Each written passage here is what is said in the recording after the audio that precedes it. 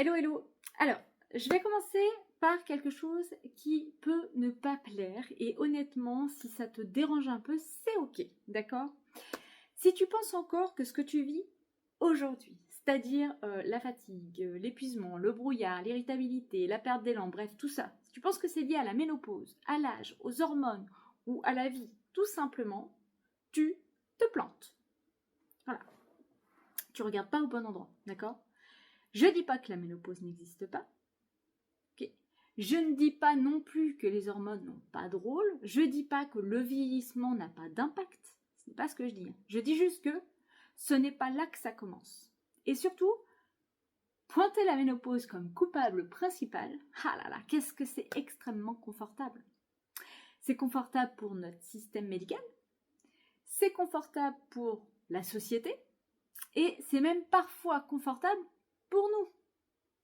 Tout simplement parce qu'en fait, ça évite de regarder ce qui s'est installé bien avant. Alors, pour te dire ça, aujourd'hui, je m'appuie sur mes formations, mes connaissances, mes années d'observation, mais également la science. D'ailleurs, je te mettrai en description une étude très intéressante sur le sujet. Et donc là, ce que tu ressens aujourd'hui, on est d'accord, ça ne s'est pas déclenché à 40 ou 45 ans comme un interrupteur, hein. Ton corps, il ne s'est pas déréglé du jour au lendemain. Il n'a pas lâché du jour au lendemain. En fait, c'est parce qu'il a tenu longtemps. Beaucoup trop longtemps. Ce que je vois chez nous, en fait, c'est pas chez nous les femmes, hein, c'est pas de la fragilité, mais c'est une capacité d'adaptation qui est énorme et qui est utilisée en continu et qui n'arrive plus à redescendre. Et bien ça, à un moment, en fait, il n'y a plus de marge. Alors, pour comprendre ça, justement, je vais te faire un schéma très simple. C'est pas un schéma médical ou un schéma trop compliqué, c'est vraiment la logique biologique, juste pour que tu puisses comprendre ce qui se passe dans ton corps. On y va.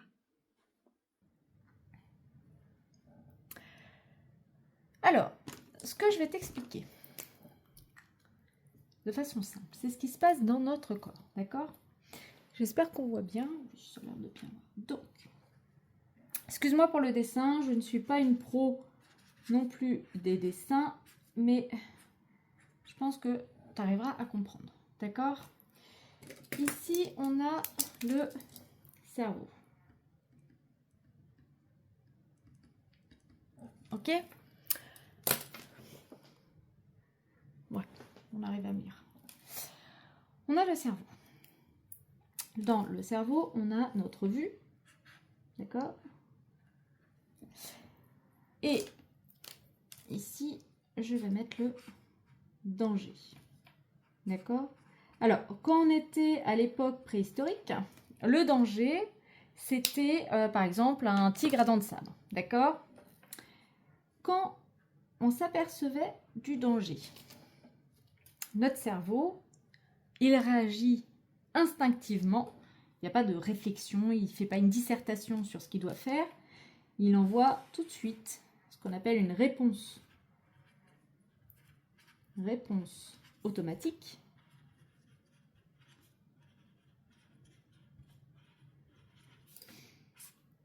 Réponse automatique. Et cette réponse automatique, entre autres, alors je ne vais pas trop te développer tout ce qui se passe avec le HTA, mais en gros, ce que ça fait, c'est que ça demande une augmentation de cortisol. Le cortisol, c'est l'hormone qu'on dit du stress, mais en fait, c'est l'hormone qui permet de s'adapter et de réagir face à un danger. Elle n'est pas mauvaise, on en a besoin, parce que le cortisol, c'est ce qui nous permet, entre autres, de nous réveiller le matin.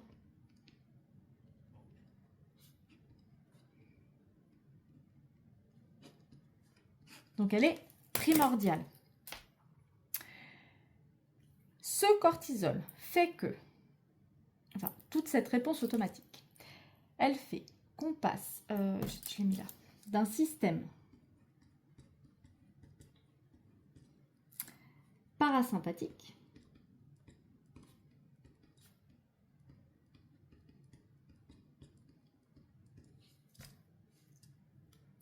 à un système majoritaire qui va devenir sympathique. c'est le système sympathique qui prend la dominance, en fait, dans notre corps. Donc, on se retrouve avec, suite au danger, donc suite au rouge, c'est lui qui devient dominant. D'accord? Lui, en fait, ce qu'il inclut, le mode qu'il active, c'est le mode survie.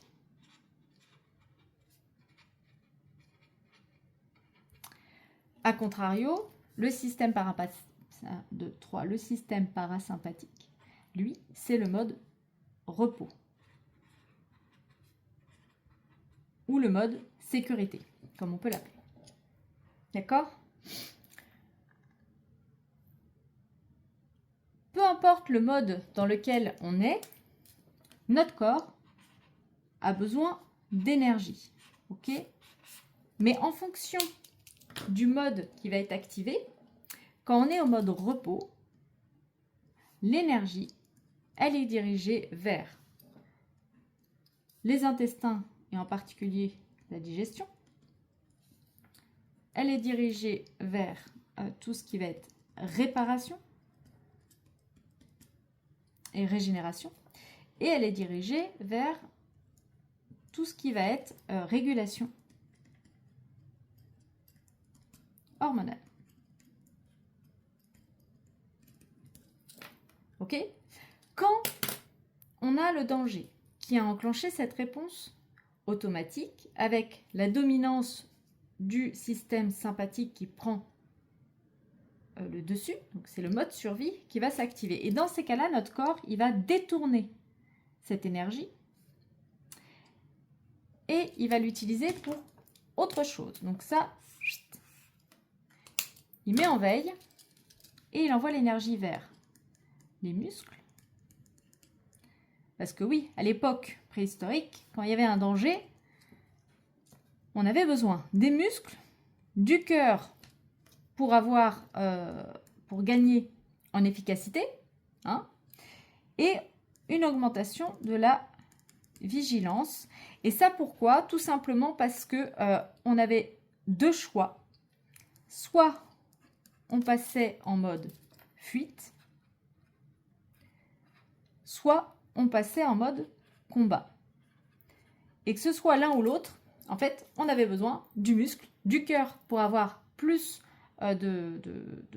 d'énergie, d'oxygène et être plus performant et augmenter la vigilance parce que on fuit ou on combat. Donc, il faut réussir à trouver soit une fuite, soit éviter les coups et se battre. Ça, c'était à l'époque préhistorique. Ok? Alors, évidemment,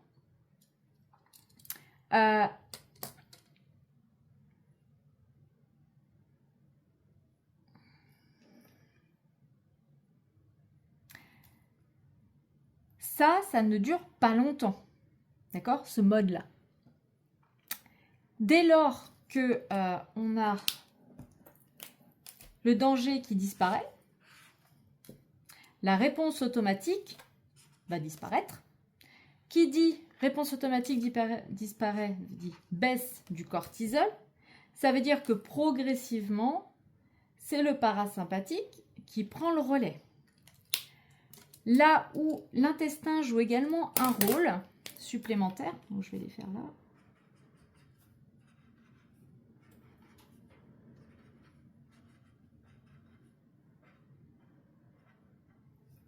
Voilà, ça c'est les intestins.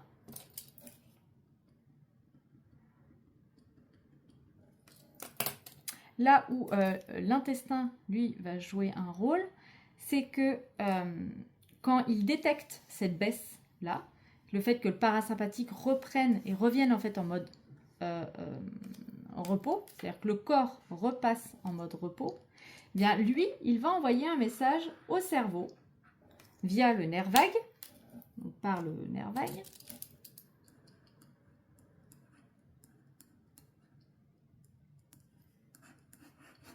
Et il va envoyer un message de sécurité.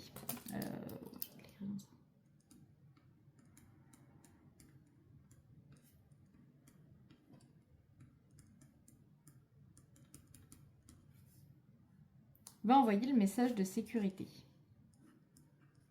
Ce qui fait que on rentre dans le cercle vertueux de OK, on s'assure que la réponse automatique elle est bien enlevée, on poursuit la baisse du cortisol et on enclenche définitivement le fait que le système parasympathique est dominant par rapport au système sympathique et donc ça permet d'activer le retour au calme.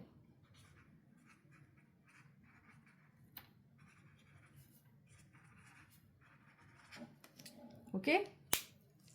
Bien. La boucle que je viens de faire à l'instant, je vais mettre en orange, tout ça là, tout ce qu'on vient de voir, c'est ce qu'on appelle un pic de stress. Ok? Le problème qu'on a aujourd'hui, c'est que, et donc je vais refaire un petit schéma. On va faire comme ça. Tac.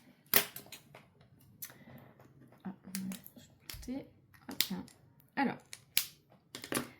ce qu'on a aujourd'hui, c'est que aujourd'hui, on n'a plus de tigre à dents de sabre une fois de temps en temps, mais on a des micro-stress. D'accord? Des micro-stress. Ça peut être un mail. Un mail où il faut répondre en urgence. Ça peut être s'assurer que le planning il est respecté pour les enfants. Ça peut être une phrase entendue mal vécue avec un pic d'émotion. Un pic d'émotion. Tout ça, en fait, toutes les petites choses qui peuvent nous contrarier, se sont perçues comme des dangers, des micro-dangers. Et donc, on se retrouve parfois à avoir des journées avec x10, x20, x30 micro-dangers. Et plus x1. Ce qui veut dire que, parce que pour notre cerveau, un danger est un danger. Que ce soit un mail ou que ce soit un tigre à dents de sable, c'est exactement la même chose. C'est-à-dire que notre cerveau, lui, il voit un micro-danger, réponse automatique, on augmente le cortisol, le parasympathique diminue, le sympathique prend le relais, mode survie, on arrête la digestion, enfin en tout cas on met en stand-by ou on veille de façon très drastique la digestion, la réparation, la régulation hormonale, et on active le muscle, le cœur et la vigilance pour la fuite et le combat. Il fait ça à chaque fois. Et là où ça a un impact, c'est parce que on a ici notre mode au repos. Je vais le mettre en vert, remarque. Ici, je vais le mettre par là. Ici, on a... Je vais effacer. Ils sont géniaux ces crayons. Si vous ne les connaissez pas, je vous dirai, mais ils sont géniaux. Hop. Hop, on va faire ça comme ça. Ça, c'est le mode repos.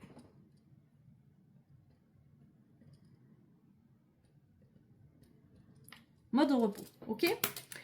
On a un danger qui arrive. Tac. Ça nous indique pic de stress. Hop, hop. Ok? On a un pic de stress. Et puis, on reprend le rythme normal derrière. Ça, c'est quand on avait le tigre à dents de sable. Aujourd'hui, malheureusement, on n'a pas juste x1 pic de stress. On n'a pas juste un danger. On en a plusieurs dans la journée. Or, ce qu'il faut savoir, c'est que le cortisol, qui est ici, là, lui, il reste des heures dans le sang. Ce qui veut dire que ce passage-là, là, ici, de mode survie vers mode repos, il dure longtemps, des heures.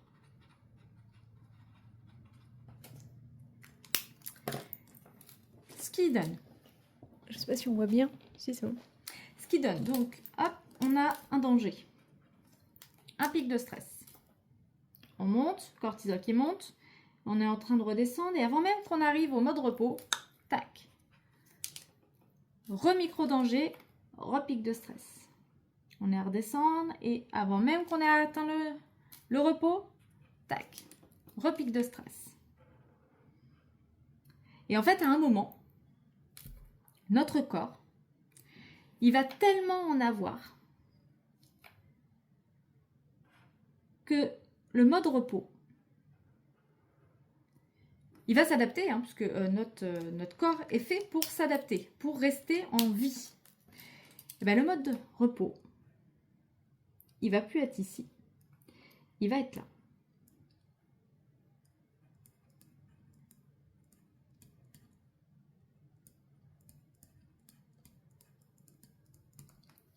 Et plus ça va, plus ce mode repos, il va monter.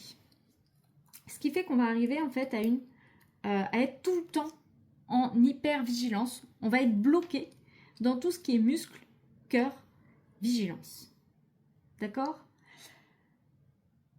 Et ça n'a pas...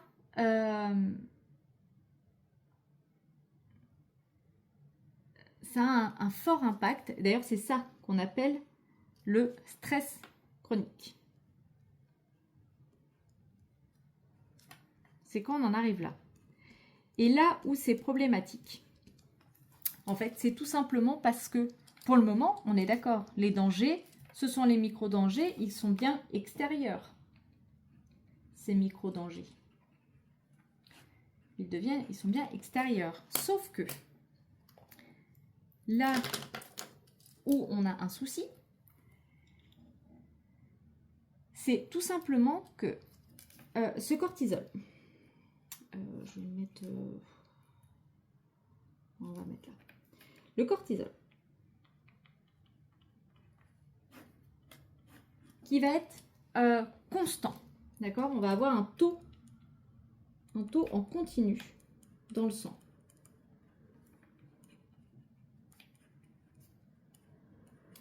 Eh bien, ça va avoir plusieurs impacts. Le premier, c'est que ça va avoir un impact sur le cerveau. D'accord? Parce que ça va le dérégler. Le fait de faire constamment de la réponse automatique, ça le dérègle. Le deuxième impact qu'il va y avoir, ça va être sur le système endocrinien. Parce qu'on l'a vu, la régulation hormonale, pas que les hormones sexuelles, hein, mais toutes les hormones, la régulation hormonale, elle se fait en mode repos, en mode survie, ça n'y est pas. Hein. Donc ça, c'est pareil. Il va y avoir des difficultés à venir faire la régulation. Donc c'est pareil, ça va être déréglé. Et c'est déréglé aussi parce que, en fait, ça a un impact sur l'intestin. Le fait que ce soit déréglé, l'intestin, il faut savoir que il fait plusieurs choses. Mais entre autres, il produit 70% de notre système immunitaire.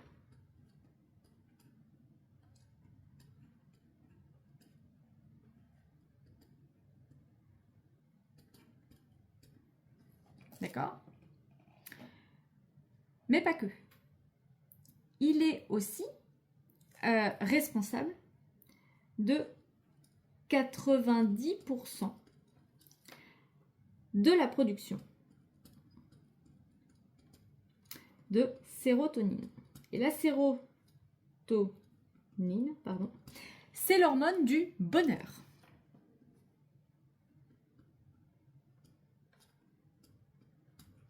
Donc ça a un impact sur la dépression, notre état psychique. Et c'est d'ailleurs pour ça que de plus en plus, on entend parler de ce qu'on appelle la psychiatrie métabolique. Parce qu'en fait, on s'est aperçu que énormément de dépression était liée à un dysfonctionnement de l'intestin et un dysfonctionnement de notre microbiote, parce que c'est lui qui fait ça. Hein. C'est notre microbiote qui fait les 70% et les 90%. Ok? Donc, on l'a vu, les intestins, ça va impacter notre humeur qui va baisser. Ça va aussi faire diminuer donc notre immunité, notre résistance. Et ça va également avoir un autre impact qui est que ça va créer le fait de ne pas pouvoir se réparer, le fait de mal digérer, le fait de ne pas pouvoir réguler les hormones comme il faut, ça va venir créer de l'inflammation. Et quand on arrive à un taux important, ici on appelle ça l'inflammation de bas grade. Et quand on arrive là, en fait, le gros problème qui se passe, c'est que notre intestin ne va plus envoyer un message de sécurité, ça c'est terminé, mais il va envoyer un message de danger. Et là, on a un problème parce que le danger, il est plus extérieur, mais il est intérieur. Et là, en fait, le souci, c'est qu'on arrive dans un cercle vicieux qui fonctionne en boucle, mais de l'intérieur. Et ça, c'est la raison pour laquelle on a 3 femmes sur 4 qui sont en stress chronique, sans le savoir.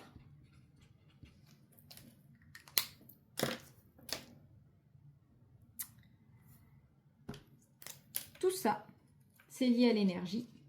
On l'a vu, hein? Eh ben, ça consomme tellement d'énergie qu'on arrive à l'épuisement.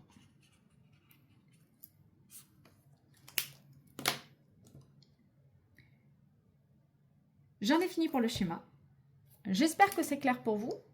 Je reviens juste après. On discute.